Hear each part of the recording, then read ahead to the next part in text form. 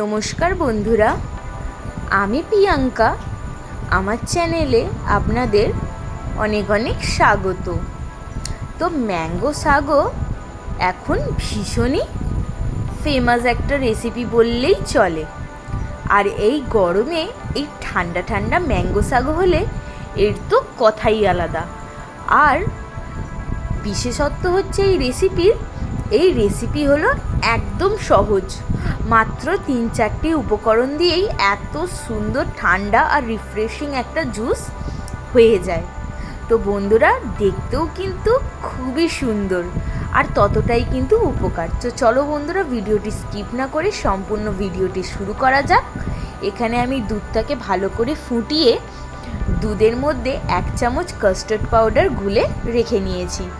আর একটু কেশরওয়ালা দুধ কালারের জন্য ইউজ করেছি।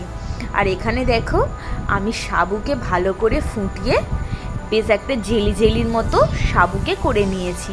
আর এখানে আমি একটা গোটা পাকা আমকে স্লাইসের মতো কুচো কুচো করে 4 চৌকো কেটে নিয়েছি। এখানে বললাম না, খুবই কম উপকরণ লাগে। তোমরা দুধের মধ্যে চিনি ব্যবহার যদি করতে চাও, এটা সম্পূর্ণ তোমাদের ইচ্ছা। নালে আমের জন্য কিন্তু এই রেসিপিটা এমনিই মিষ্টি হয়। ব্যাস, তোমরা ঠান্ডা ঠান্ডা একদম দুধটা দেবে, তার মধ্যে সাবু আর আমগুলো পরস্পর মিলিয়ে দেবে। ব্যাস, তোমাদের ম্যাঙ্গো শাকও একদম রেডি। আর দেখো বন্ধুরা, দেখতে কিন্তু কতটা সুন্দর আর টেস্টি লাগছে, মনে হচ্ছে যেন সঙ্গে সঙ্গে খেয়েই নি।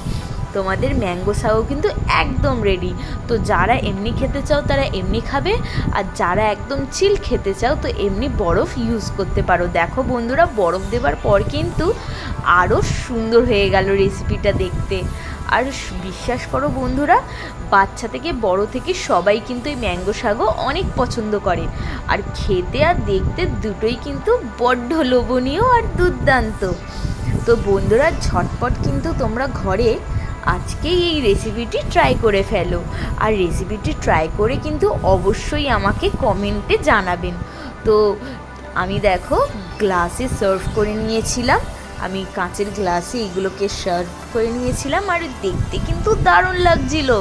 গ্লাসে পরিবেশন করলে কিন্তু আরও দেখতে সুন্দর লাগে। দেখো, সাবুগুলো একদম জেলির মতো ভাসছে।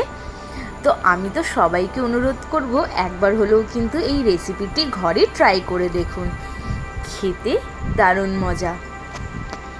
তো বন্ধুরা, ভিডিওটি এখানেই শেষ করলাম। ভিডিওটি স্কিপ না করে সম্পূর্ণ দেখার জন্য সকল বন্ধুকে অনেক অনেক ধন্যবাদ রইল। পরবর্তীকালে আবার দেখা হচ্ছে, আবার নতুন নতুন ভিডিও নিয়ে আসতে চলেছি। Bye bye.